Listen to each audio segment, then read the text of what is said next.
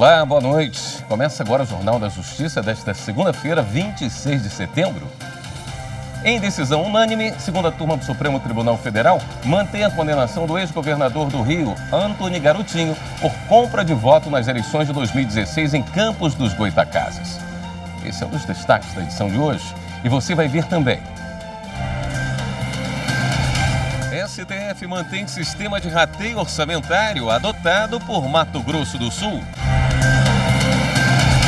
Plenário virtual do Supremo começa a julgar a fidelização em serviços de telecomunicações. E ainda, TRF da Primeira Região promove mutirão de audiências de conciliação com a Caixa Econômica Federal.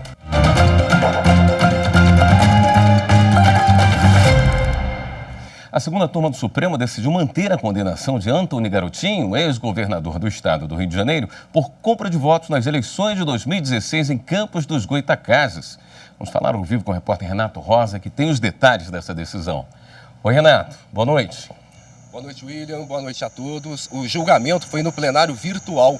Ao analisar o recurso extraordinário com agravo, a segunda turma do Supremo, por unanimidade, confirmou a sentença do Tribunal Regional Eleitoral do Rio de Janeiro, mantendo a condenação de Antony Garotinho por integrar associação criminosa voltada à prática de corrupção eleitoral, por meio da distribuição de cheques cidadão, programa de assistência social mantido pela Prefeitura de Campos durante a campanha municipal de 2016. Garotinho havia pedido a extensão dos efeitos da decisão que anulou uma condenação imposta pela Justiça Eleitoral a Tiago Cerqueira Ferrugem Nascimento Alves, ex-vereador de Campos, que foi alvo da Operação Chequinho, assim como o ex-governador. No caso, o relator, ministro Ricardo Lewandowski, apontou que Garotinho não figurou como acusado na mesma ação penal que Ferrugem e, por isso, foi condenado por outros crimes. Reforçou também que não é possível analisar processos criminais distintos nesse tipo de recurso. William. Obrigado pelas informações, Renato. O ministro Luiz Roberto Barroso, do Supremo, estabeleceu o mandato do vereador Renato Freitas, que teria sido cassado por participar de protesto contra o racismo em Curitiba, no Paraná. Com a decisão, o parlamentar poderá participar das eleições no próximo domingo. O ministro Luiz Roberto Barroso considerou que a Câmara Municipal de Curitiba restringiu o direito fundamental de liberdade de expressão do parlamentar. Renato Freitas teve o mandato cassado 2 vezes pela Câmara por ter realizado um protesto contra o racismo dentro de uma igreja em fevereiro. O vereador Renato Freitas entrou com a reclamação no STF depois que o Tribunal de Justiça do Paraná negou 2 recursos e manteve o ato da Câmara que decretou cassação por quebra de decoro parlamentar. Renato Freitas alegou que o processo de cassação durou mais que 90 dias, prazo máximo estabelecido na legislação. Mas o tribunal considerou que a norma interna da Câmara Municipal prevê a prorrogação. Na reclamação ao STF, Freitas alegou que o Tribunal do Estado contrariou jurisprudência do Supremo, que estabelece competência da União para legislar sobre o tema. Na decisão, o ministro Luiz Roberto Barroso destacou que o processo de cassação deve ser feito com base em norma federal e não local, o que limita a duração do processo de cassação a 90 dias corridos. Com a decisão do ministro, o vereador volta a ter o mandato e poderá disputar as eleições no próximo domingo. O Supremo Tribunal Federal decidiu que o sistema de rateio de despesas orçamentárias na administração pública de Mato Grosso do Sul não viola a regra constitucional que exige a aplicação de percentuais mínimos em saúde e educação. Por maioria de votos, o plenário decidiu que a mera apropriação das despesas com atividades meio pelos órgãos prestadores dos serviços de saúde e de educação não permite que elas sejam consideradas no cálculo e que devem ser considerados apenas os custos contemplados pela legislação nacional. Em julgamento no plenário virtual, os ministros do STF decidiram manter a lei estadual do Rio Grande do Sul, que prevê a isenção do IPVA para automóveis adquiridos por arrendamento mercantil, o chamado leasing, e utilizado por taxistas. A decisão foi unânime. A ação foi proposta pelo governo do estado do Rio Grande do Sul. O relator do caso, o ministro Nunes Marques, entendeu que não havia nenhuma inconstitucionalidade e julgou o pedido improcedente. Não vislumbro qualquer violação ao princípio da legalidade ou ao modelo constitucional do fato gerador do IPVA. A concessão da isenção, na forma como posta, não implica a tributação de fato diverso da propriedade de veículo automotor. A mera consideração do arrendamento mercantil na fórmula isentiva não tem o condão de transfigurar o fato gerador. Ele permanece consistindo na propriedade do veículo pela instituição arrendante. Segundo o ministro, a isenção do IPVA nesse caso leva em consideração a utilização dada ao bem arrendado, concretizando o princípio da igualdade aos permissionários de táxis, que necessitam de financiamento para adquirirem carro na prestação do serviço. O entendimento foi acompanhado pelos demais ministros. Também em sessão virtual, o STF julga ação que questiona a lei do Maranhão, que reduz ICMS para cerveja à base de mandioca. Ainda está em análise o processo que discute a fidelização em serviços de telecomunicações. A ação que trata de fidelidade contratual foi proposta pela Associação Brasileira de Provedores de Internet e Telecomunicações, a Abrint, contra uma lei de 2020 do Estado do Rio de Janeiro que proíbe a aplicação de multa por quebra de fidelidade nos serviços de TV por assinatura, telefonia, internet e assemelhados durante a pandemia de Covid-19. A entidade argumenta que a norma viola a competência privativa da União para legislar sobre os serviços de telecomunicações e direito civil. Alega ainda que a lei afronta os princípios constitucionais da livre iniciativa e da ordem econômica. Na sua avaliação, a escolha pela fidelidade contratual é sempre do cliente, que pode recusá-la, ficando livre para deixar a empresa a qualquer momento. O relator da ação no Supremo é o ministro Alexandre de Moraes, que aceitou o pedido feito pela Abrint. No voto, ele cita precedentes em que o STF declarou a inconstitucionalidade de legislações locais sobre o mesmo tema, na medida em que as normas invadiam a competência privativa da União. Assim, Moraes julgou a ação procedente para declarar a Lei do Rio de Janeiro inválida. O prazo para encerrar esse julgamento é dia 30 de setembro. Também está em julgamento no plenário virtual do Supremo uma ação proposta pela Associação Brasileira de Bebidas, questionando norma do Estado do Maranhão, que estabeleceu a alíquota reduzida do ICMS para as operações com cervejas que contenham, no mínimo, 15% de fécula de mandioca em sua composição, desde que vendidas em embalagem retornável. Alega que a lei estabelece condições tributárias desiguais para contribuintes em situação equivalente. O relator é o ministro Edson Fachin, que julgou a lei inconstitucional. No voto, ele ressaltou que busca-se a justa repartição do ônus tributário entre os indivíduos de acordo com sua capacidade econômica, garantindo um padrão mínimo de vida a todos os cidadãos. É isso que faz com que, em nome da justiça fiscal, haja redução da base de cálculo ou da alíquota dos tributos sobre mercadorias consideradas indispensáveis e essenciais ao consumo humano, a exemplo dos alimentos. Para o relator, o que sobressai são apenas as finalidades extrafiscais. Assim, entende que a norma não é válida. O prazo para encerrar esse julgamento é dia 30 de setembro. Por maioria, o plenário do STF recebeu a queixa-crime apresentada pelo ministro Luiz Roberto Barroso contra o ex-senador Magno Malta pelo crime de calúnia. No evento político em Campinas, em junho, Malta disse falsamente que o ministro batia em mulher e respondia a 2 processos por isso. Logo após a fala, o Barroso declarou em nota oficial que foram feitas em 2013 falsas acusações já arquivadas e que não havia veracidade na declaração do ex-senador. Prevaleceu o voto do relator, ministro Alexandre de Moraes, que considerou presentes os requisitos para o recebimento da queixa. Ele ressaltou que não cabe nessa fase processual absolver ou condenar o acusado, mas apenas avaliar a existência de um suporte mínimo de provas na materialidade do crime e de indícios razoáveis de autoria. A seguir, ministro do STJ nega a suspensão de processo que condenou o ex-governador do Rio, Sérgio Cabral. Voltamos em instantes.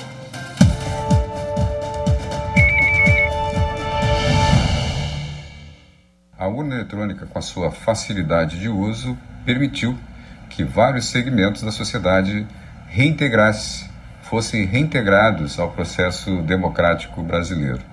Então houve uma transformação muito importante para o Brasil, inclusive tornando-se aí referência para o mundo em eleições digitais. Não só nos requisitos segurança e integridade, mas também trazendo a participação efetivamente popular do brasileiro.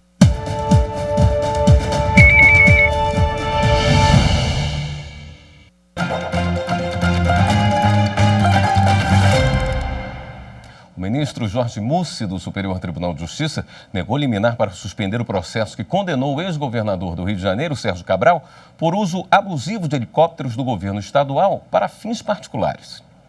Sérgio Cabral foi condenado a pena de 11 anos e 8 meses de reclusão e 58 dias multa pela prática continuada do crime de peculato em mais de 2.000 ocasiões. O Tribunal de Justiça do Rio de Janeiro confirmou a condenação, obrigando também o ex-governador a devolver 10 milhões de reais aos cofres públicos. No habeas corpus perante o STJ, o pedido final é para anular a condenação com a devolução do processo à primeira instância para o seu reexame. A defesa alega que 12 das 18 provas favoráveis ao ex-governador sequer foram citadas. As provas indicariam que não houve excesso no uso dos helicópteros. Ao indeferir a liminar em habeas corpus, o ministro Jorge Mussi lembrou que esse instrumento processual não é cabível para questionar acórdão proferido no curso de apelação. Segundo o ministro, o constrangimento apontado pela defesa será analisado no julgamento de mérito do habeas corpus pela 5ª turma do STJ. Jorge Mussi também solicitou informações ao Tribunal de Justiça do Rio para embasar a análise definitiva do processo. A 6ª turma do STJ reconheceu a ilegalidade das provas obtidas em interceptações telefônicas na Operação Sevandija, que investiga uma organização criminosa supostamente envolvida em crimes contra a administração pública em Ribeirão Preto, São Paulo. O recurso em habeas corpus no STJ foi interposto por um dos réus depois que o Tribunal de Justiça de São Paulo considerou válida a decisão do juízo de primeiro grau que deferiu a interceptação dos telefones dos investigados e as prorrogações requeridas pelo Ministério Público. Aqui no tribunal, a 6ª turma deu provimento ao recurso ordinário com efeitos extensivos aos coacusados. O ministro relator Rogério Schietti Cruz destacou que o juízo apenas se reportou às folhas dos autos em que consta essa representação. De acordo com ele, a decisão que quebrou o sigilo telefônico não fez nenhuma referência aos fatos apresentados no requerimento do Ministério Público, nem indicou as razões pelas quais o juízo considerava imprescindível para o prosseguimento das investigações a medida invasiva da privacidade. A decisão da 6ª turma se aplica a todos os processos derivados da operação que tenham se baseado em provas colhidas nas interceptações, mas o juiz de primeiro grau deverá analisar em cada caso os efeitos da declaração de nulidade. Setembro marca o mês de celebração da luta da pessoa com deficiência. E para fazer parte desse momento de valorização, o Tribunal Superior do Trabalho e o Conselho Superior da Justiça do Trabalho promoveram um evento com foco na inclusão também no ambiente de trabalho. Mais de 45 milhões de pessoas no Brasil têm algum tipo de deficiência, segundo o IBGE, o Instituto Brasileiro de Geografia e Estatística. E para conscientizar a população sobre o valor das práticas de inclusão e de acessibilidade, foi instituído no mês de setembro o Dia Nacional de Luta da Pessoa com Deficiência. Pensando nisso, o Tribunal Superior do Trabalho e o Conselho Superior da Justiça do Trabalho realizaram na sede da Corte, em Brasília, o evento Mais Inclusão, aprendendo a incluir pessoas com deficiência no trabalho. O encontro também foi transmitido pelo canal do TST no YouTube. Sabemos que não basta nos solidarizarmos com a causa. É necessário que cada um abrace verdadeiramente este ideal e faça a sua parte na intenção de contribuir para a construção de um Brasil mais justo para todos. Alinhado ao tema, o Tribunal Superior do Trabalho tem atualmente a Comissão de Acessibilidade, Diversidade e Inclusão, presidida pelo ministro Dezena da Silva. O magistrado destacou o empenho do tribunal em valorizar a pauta. Revelando e materializando o total envolvimento do Tribunal Superior do Trabalho nas discussões e reflexões sobre temas tão atuais e relevantes para que possamos construir uma sociedade inclusiva, fraterna, justa e solidária. No país, empresas com 100 funcionários ou mais são obrigadas a destinar vagas para pessoas com deficiência. Mas, de acordo com a Secretaria Nacional dos Direitos da Pessoa com Deficiência, há mais postos de trabalhos disponíveis do que trabalhadores contratados. Cerca de 370 mil profissionais com deficiência estão empregados na administração pública e em empresas privadas. Esse número, porém, representa a ocupação de 53% das vagas reservadas a eles. O ministro Cláudio Brandão, um dos palestrantes do evento, lembrou que não basta ofertar, é preciso garantir direito aos trabalhadores. Quando falamos em igualdade de oportunidade, é colocar os dois no mesmo patamar. É compensar, de alguma forma, a limitação, a dificuldade que tem para exercer uma atividade. Isso é que é igualdade. Portanto, quando nós encontramos uma situação em que precisa ser feita uma adaptação razoável, uma tecnologia assistiva para garantir a inclusão, isso é exatamente direito à igualdade. Durante o evento foi entregue o Prêmio Justiça do Trabalho Acessível. Para concorrer, todos os 24 tribunais regionais do trabalho do país puderam indicar quais boas práticas de acessibilidade são promovidas em cada região. 3 TRTs foram premiados. De maior destaque na aplicabilidade, na criatividade, né? Na forma como é possível os outros órgãos replicarem a mesma prática. Então, é muito importante isso para, enquanto marco, né? Primeiro prêmio, né? Com essa temática na Justiça do Trabalho. O Tribunal Regional do Trabalho da 3ª Região, em Minas Gerais, foi premiado pelo desenvolvimento do robô Diana, que faz um diagnóstico para análise do nível de acessibilidade do site do TRT do Estado.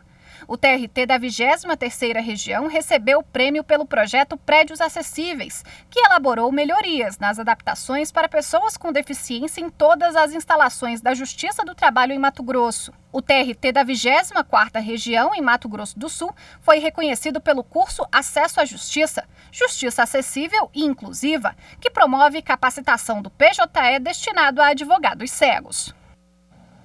TRF1 promove o mutirão de audiências de conciliação com a Caixa Econômica. Os detalhes no próximo bloco. Até já.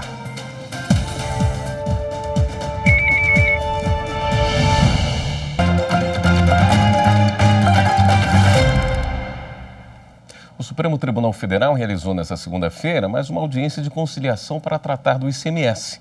Dessa vez, o objetivo foi entender a composição do preço da energia elétrica. Representantes da ANEEL foram convocados para explicar quais são os encargos que incidem sobre a energia. Isso porque os estados defendem a inconstitucionalidade da lei complementar que alterou a Lei Candir e passou a prever a não incidência do ICMS sobre os serviços de transmissão e distribuição. Já a União argumenta que não se pode cobrar ICMS nessas situações porque o fato gerador do tributo seria a energia elétrica em si. Essa é a 4ª reunião convocada pelo ministro Gilmar Mendes para discutir a questão do imposto. O objetivo é entrar em acordo sobre a possibilidade de levar ao Congresso Nacional uma proposta de alteração legislativa para que estados possam escolher a modalidade de alíquota do ICMS. O grupo tem até o dia 4 de novembro para concluir os trabalhos. Começou hoje o mutirão de audiências de conciliação com a Caixa Econômica Federal, promovido pelo Tribunal Regional Federal da 1ª Região. Esta é a segunda etapa do projeto, que segue até a próxima sexta-feira. O projeto busca solucionar processos que tramitam em toda a Justiça Federal da 1ª Região. O mutirão acontece nas unidades de conciliação da Justiça Federal, no Acre, Amapá, Amazonas, Bahia, Goiás, Maranhão, Mato Grosso, Pará, Piauí, Rondônia, Roraima, Tocantins e aqui no Distrito Federal. E conta também com a participação dos Centros Judiciários de Conciliação do recém-instalado Tribunal Regional da 6ª Região, em Minas Gerais, Quem tem processo na Justiça Federal envolvendo a Caixa Econômica e tem interesse em conciliar, ainda há possibilidade de procurar a unidade de conciliação mais próxima para participar. Para saber local e endereço, basta acessar o portal do TRF1. O mutirão segue até sexta-feira. A decisão do Supremo Tribunal Federal que obriga o poder público a fornecer creche e pré-escola às crianças de até 5 anos de idade é o destaque do podcast Supremo na Semana. O novo episódio já está disponível. A decisão do Supremo Tribunal Federal vai impactar mais de 28 mil processos que estavam suspensos aguardando um posicionamento da Corte. As ações têm como objetivo garantir que municípios assegurem vagas de creche e pré-escola às crianças de 0 a 5 anos de idade. O podcast Supremo na Semana entrevistou Fernanda de Paula, mestre em Direito e assessora do gabinete do ministro Luiz Roberto Barroso, que explicou os reflexos desse julgamento. Juridicamente, o que muda com esse julgamento é que agora existe um precedente que vincula os órgãos do Poder Judiciário, mas na prática judicial não muda tanta coisa, porque esses 28 mil processos e outros tantos que nem devem estar nessa contagem, eles já tinham sido proferidos nesse sentido. Os juízos de primeira instância e os tribunais estaduais sempre foram muito deferentes a essa jurisprudência que o Supremo construiu ao longo de quase 20 anos. Então, na prática, não muda tanta coisa. O que eu acho que pode mudar é que, com o fato desse julgamento ter uma divulgação, as pessoas podem ter mais conhecimento desse direito e buscar mais o Poder Judiciário. Por unanimidade, o plenário do STF reconheceu a obrigação do poder público de prestar o serviço. A tese de repercussão geral definida foi proposta pelo ministro Luiz Roberto Barroso. O entendimento firmado é que a educação básica em todas as fases é direito fundamental de crianças e jovens, assegurado por normas constitucionais de eficácia plena e aplicabilidade direta e imediata. A oferta de educação infantil, creche e pré-escola para crianças de 0 a 5 anos pode ser exigida individualmente. O poder público tem o dever jurídico de dar efetividade integral às regras previstas na Constituição sobre o acesso a essa garantia. A despeito da existência de um planejamento nacional que deve ser cumprido, existe o direito subjetivo no caso e as crianças que não forem contempladas podem ir individualmente exigir a sua matrícula. O episódio 46 do podcast Supremo na Semana também traz informações sobre o julgamento que começou na sessão da última quinta-feira da ação rescisória sobre normas de incidência da aplicação de IOF, o Imposto sobre Operações Financeiras, decisões individuais dos ministros e processos em análise no plenário virtual. E hoje tem episódio novo do programa Último Recurso, logo mais, às 10 da noite, aqui na TV Justiça. Você vai ver um caso interessante em que a Justiça reconheceu a possibilidade de uso capião.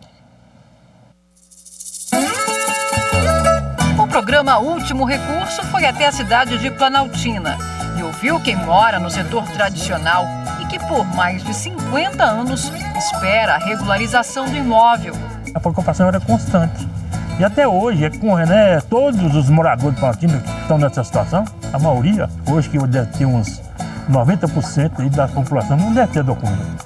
Casas que foram ocupadas antes mesmo da criação do Distrito Federal, quando os lotes pertenciam ao município de Planaltina de Goiás e estão em loteamento, que, embora consolidado, não foi autorizado nem regularizado pela administração do DF.